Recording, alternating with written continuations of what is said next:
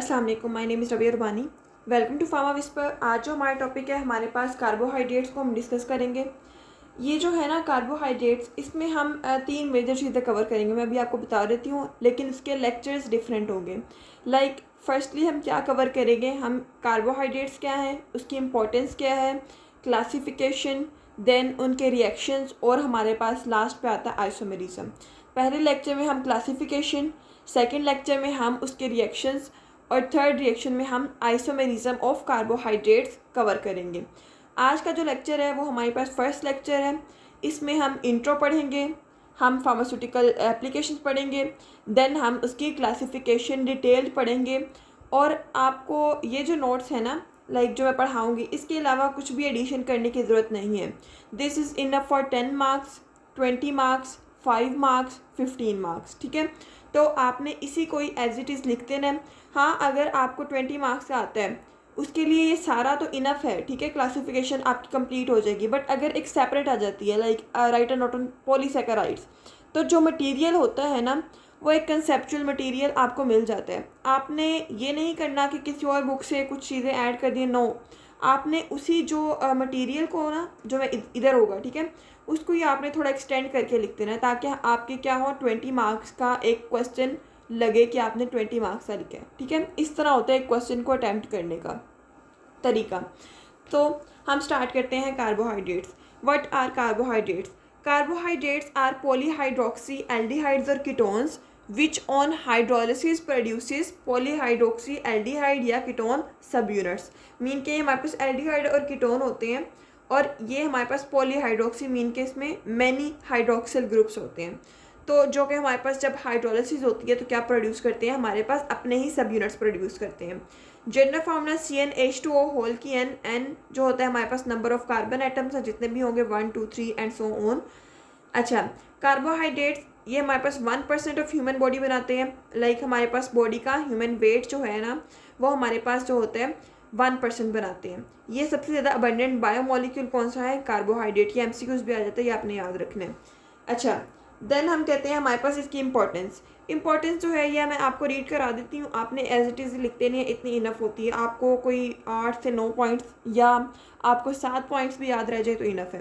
They act as sweetening या flavouring agents like glucose, sucrose, इस तरह की चीज़ें। बिल्डिंग ब्लॉक्स होते हैं, सोर्स ऑफ एनर्जी होते हैं, और हमारे पास पर ग्राम 4 किलो कैलोरीज देते हैं। ये हमारे पास डस्टिंग पाउडर्स, बायोमार्कर्स, ये सब चीज़ों के लिए हमारे पास फार्मेसी में यूज़ होते हैं। एक्सिपिएंट्स के तौर पे यूज़ होते हैं। मीन के हमारे पास जो एक्टिव फार्मास्यूटिकल इंग्रेडिएंट्स होते हैं उसमें कुछ चीज़ें डाली जाती हैं, लाइक बाइंडर्स डाले जाते हैं, या हम उसके अंदर डाइल्यूएंट्स, कुछ ऐसी चीज़ें डालते हैं, तो हमारे पास वो एक्सिपिएंट्स होते हैं। उसके तौर पे हम यूज़ करते हैं बाइंडर्स, डिसइंटेग्रेंट्स, डाइल्यूएंट्स के तौर पर यूज़ करते हैं। क्रोमेटोग्राफी और इलेक्ट्रोफोरेसिस में यूज़ करते हैं हम किसको? कार्बोहाइड्रेट्स को। Main part of nucleic acid होते हैं, लाइक हमारे पास पेंटोज शुगर, राइबोस शुगर, ये सारी चीज़ें। ब्रेन सेल्स में हमारे पास नेसेसरी होते हैं, ताकि हमारे पास क्या हो, वहाँ पे प्रॉपर ATP की प्रोडक्शन हो, हमारे पास प्रॉपर वहाँ पे एनर्जी की सप्लाई रहे। लाइक सेरेब्रोसाइट्स, गैंग्लियोसाइट्स सिरप बनाने में यूज़ होते हैं। हमारे पास टेस्ट को प्लेजेंट बनाने में, क्योंकि स्वीट होते हैं ना, टेस्ट को प्लेजेंट बनाते हैं। और हमारे पास उसकी पैलेटेबिलिटी होता है, मीन के हमारे पास उसकी स्वेलोइंग, उसको इंक्रीज़ करते हैं, उसके टेस्ट को बेटर करके। मेडिसिन में यूज़ होते हैं, लाइक हेपारिन, ग्लूकोज, डेक्सट्रिन, ये हम यूज़ करते हैं। ये हमारे पास पेरेंट्रल न्यूट्रिशन देते हैं। लाइक अगर हमारे पास क्या हो, अगर किसी इंसान को कमी हो गई है हमारे पास किसकी, साल्ट्स की, या हमारे पास डिफरेंट आयोनाइज्ड जो चीज़ें होती हैं उनकी कमी हो जाती है, डिहाइड्रेशन हो जाती है, तो हम क्या करते हैं, हम उसको 5% डेक्सट्रोज लगा देते हैं थ्रू IV। तो हमारे पास पेरेंट्रल न्यूट्रिशन में, like through the parenteral IV nutrition दी जाती है in the form of 5% dextrose, ताकि हमारे पास हाइपोग्लाइसीमिया या शॉक से बचा जा सके। देन अब इसकी क्लासिफिकेशन पे आते हैं। 4 टाइप्स होती हैं मेजर हमारे पास इसकी, monosaccharide, disaccharide, oligosaccharide and polysaccharide. मैं बारी बारी आपको सारी बता देती हूँ, ठीक है, और इसी तरह ही आपने लिखा नहीं है उधर भी। So firstly monosaccharides. सबसे पहले आपने क्या करना है, डेफिनेशन, प्रॉपर्टीज़, इसकी एग्जांपल्स, ये मेन चीज़ है सब में, और स्ट्रक्चर भी आप लोगों ने हर टाइप में बनाने हैं। मोनोसेकेराइड्स ये क्या होते हैं? ये हमारे पास सिंपल शुगर्स होते हैं, ठीक है, very soluble in water, sweet in nature, ये हाइड्रोलाइज्ड नहीं होते, ये खुद ही एक मॉलिक्यूल होता है, एक सिंपल होता है, ये हाइड्रोलाइज्ड फर्दर नहीं होते। और ये होते हैं white crystalline solids. General formula CnH2O whole की n where n is equal to 3 to 7, ठीक है। 3 से 7 कार्बन वाले जो होते हैं हमारे पास मोनोसेकेराइड्स होते हैं। Further classified into aldo sugars and keto sugars. अच्छा, ये जो लिखा हुआ है reduce to form the alcohols and oxidise to form the carboxylic acid, ये मैं आपको रिएक्शन में समझाऊंगी ये क्या चीज़ है, ठीक है। ये भी आपने बस ये याद कर लेना कि इस तरह से होते हैं। अच्छा, क्लासिफिकेशन हम कहते हैं हमारे pass on the number of carbon atoms जो हैं उसकी बेस पे हम क्या करते हैं, क्लासीफाई करते हैं 3, 4, 5, 6 and 7। Trioses, tetroses, pentoses, hexoses and heptoses. Aldose sugar, ठीक है। एल्डो में हम कहते हैं, ये आपने याद कर लेना इस तरह से, ग्लिसरल्डिहाइड, डाइहाइड्रोक्सी एसीटोन, एरिथ्रोज, एरिथ्रोलोज, ये याद रखना है कि एल्डिहाइड के हैं या कीटो के हैं, और आपने इनके नंबरिंग भी याद करनी है। ये जो स्ट्रक्चर्स है ना, इनमें आपको जो मेन स्ट्रक्चर मैं आपको बता देती हूँ, सारे याद करने की ज़रूरत नहीं है। राइबोज याद कर लें, आपके पास हमारे पास ग्लूकोज याद कर लें, फ्रुक्टोज याद कर लें, रूबुलोज ना याद करें, और हमारे पास ग्लिसरल्डिहाइड और ये याद कर लें। ये मेन स्ट्रक्चर्स हैं, और ये याद रखना है कि कौन सा एल्डोज स्ट्रक्चर है, कौन सा कीटोज। जो एल्डोज होगा यहाँ पे उसके CHO लगा होगा, और जो हमारे पास कीटो होगा उसके सेकंड कार्बन पे डबल बॉन्ड O होगा। लाइक सब में आप देखें तो यही सीक्वेंस फॉलो होता है, ठीक है। सो ये हमारे पास आ जाता है मोनोसेकेराइड्स। अब आते हैं हमारे पास इसका जो स्ट्रक्चर होता है वो किस तरह से होते हैं। स्ट्रक्चर अगर हम स्ट्रेट चेन जो मैंने पीछे बनाए हुए हैं वो स्ट्रेट चेन है, वो हमें किसने प्रपोज किए थे, फिशर प्रोजेक्शन ने, ठीक है। ग्लूकोज, फ्रुक्टोज, इनका स्ट्रेट चेन। साइक्लिक और रिंग स्ट्रक्चर, होवर्ड था, उसने क्या किया, उसने कहा कि ये जो स्ट्रेट चेन है इसको हम साइकिल में रिप्रेजेंट कर सकते हैं। लाइक जो ग्लूकोज होते हैं, ग्लूकोज क्या करता है, 6 मेंबर रिंग बनाता है पायरानोस। ग्लूकोज में सारा सेम होता है, ठीक है। वही जो स्ट्रेट चेन होती है उसको हमने रिंग की फॉर्म में बनाना है। ये आपने ये करना है कि इसकी 3rd कार्बन पे चेंजिंग आती है, ठीक है, ग्लूकोज की। फ्रुक्टोज की भी 3rd कार्बन पे चेंजिंग होती है। ये होता है कि जो हमारे पास ग्लूकोज होता है वो ग्लूकोपायरानोस होता है, और हमारे पास फ्रुक्टोज 5 मेंबर रिंग बनाता है विच इज़ नोन एज फ्यूरानोस, ठीक है, फ्रुक्टोफ्यूरानोस इसको हम कहते हैं। देन फार्मास्यूटिकल इंपॉर्टेंस अगर आपको आती है, मोनोसेकेराइड की लिखें, डाइसेकेराइड की लिखें, आप ओलिगोसेकेराइड की, पॉलीसेकेराइड की, देन आपने सेम लाइक कार्बोहाइड्रेट्स लिख देनी है, ठीक है, क्योंकि कार्बोहाइड्रेट्स की भी वही है और बाकी सबकी भी सेम है। देन हमारे पास सेकंड आता है डाइसेकेराइड्स। डाइसेकेराइड्स क्या होते हैं, जब 2 मोनोसेकेराइड आपस में मिलते हैं, ठीक है, उनके अंदर क्या होता है, कंडेंसेशन रिएक्शन होता है, मीन के एक छोटा मॉलिक्यूल एलिमिनेट होता है और वो दोनों कंबाइन कर जाते हैं, एक बॉन्ड बन जाता है।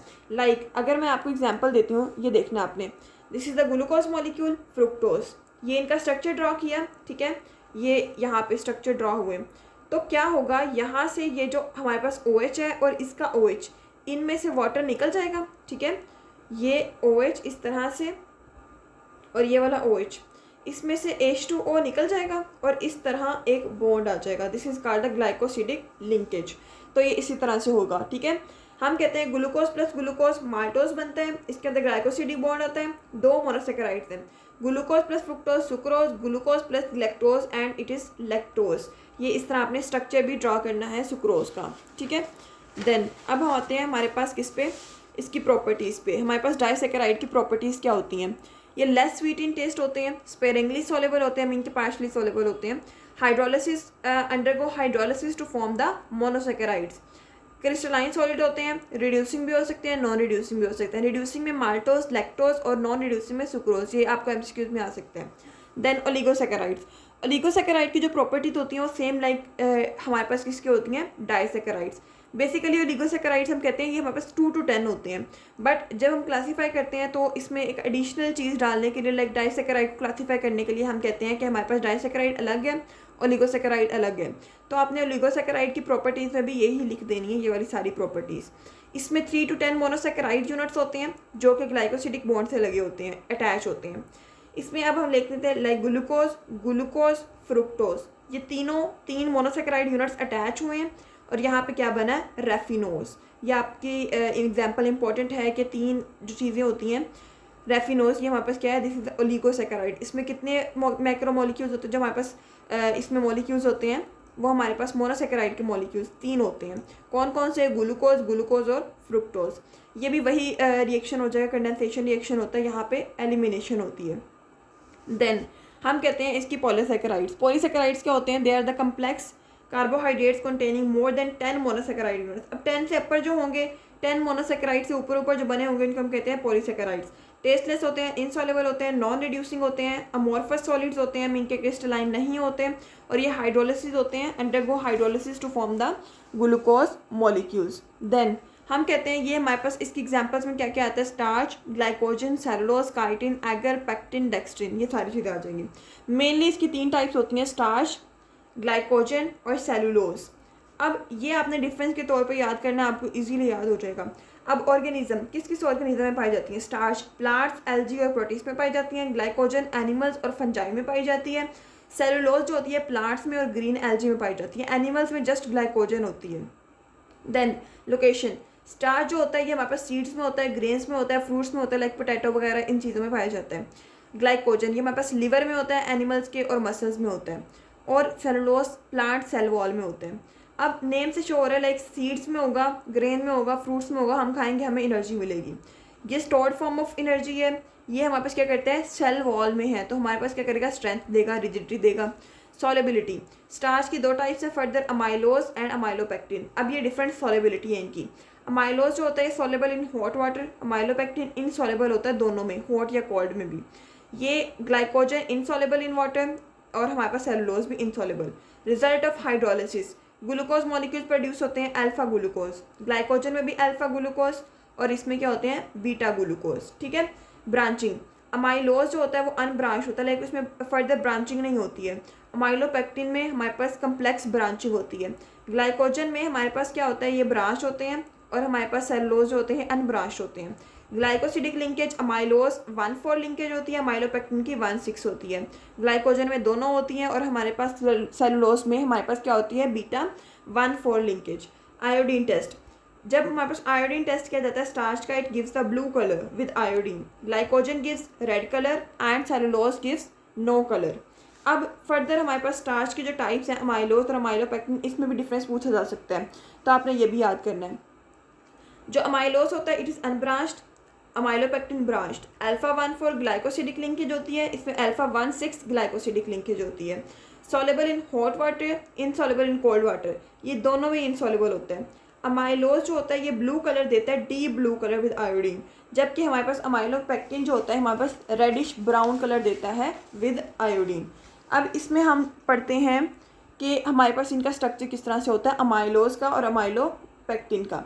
ठीक है। सो अमाइलोज का इस तरह से होगा कि हमारे पास 1,4 लिंकेज हो रही है, इस तरह से 1,4 लिंकेज है, लाइक ये 1 है, ये कार्बन, ठीक है, 1 और ये 4, अल्फा 1,4 लिंकेज।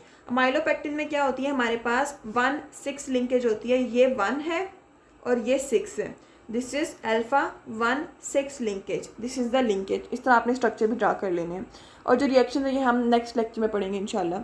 ठीक है। सो ये था हमारे पास एक छोटा सा लेक्चर, आसान है, बस टू द पॉइंट करना है, और आपने इतना इनफ है, मटीरियल से ज़्यादा करने की कोई ज़रूरत नहीं है। अगर कुछ नहीं समझ आया देन आप मुझसे पूछ सकते हैं कमेंट्स में, और बाकी नोट्स के लिए आप डिस्क्रिप्शन में व्हाट्सएप ग्रुप का लिंक है, वहाँ से ज्वाइन करके ले सकते हैं नोट्स। ठीक है। जज़ाकल्लाह।